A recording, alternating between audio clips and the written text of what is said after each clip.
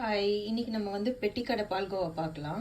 அதுக்கு வந்து ஒரு டம்ளர் உடச்சிக்கல்ல, ஒரு டம்ளர் சர்க்கரை போட்டிருக்கேன். இது மிக்சியில் கிரைண்ட் பண்ணிட்டு காட்டுறேன். இப்போ இது வந்து இந்த மாதிரி ஸ்மூத்தாக அரைச்சிக்கணும். இப்போ வந்து ஒரு கடாயில் 2 ஸ்பூன் கீ கொட்டியிருக்கேன்.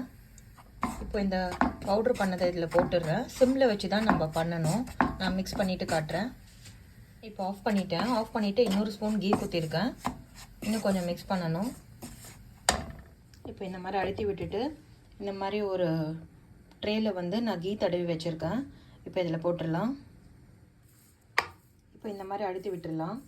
இதை வந்து ஒரு 2 ஹவர்ஸ் நம்ம ஆற வைக்கணும். நல்லா ஒரு வெயிட்டான பிளேட்டு ஒரு பாத்திரமோ மேலே மூடி வச்சுட்டு ஒரு 2 ஹவர்ஸ் கழித்து நான் ஓப்பன் பண்ணிவிட்டு காட்டுறேன். இப்போ 2 ஹவர்ஸ் ஆயிடுச்சு. நான் கட் பண்ணி எடுக்கிறேன். பிளேட்டிங் பண்ணிவிட்டு காட்டுறேன்.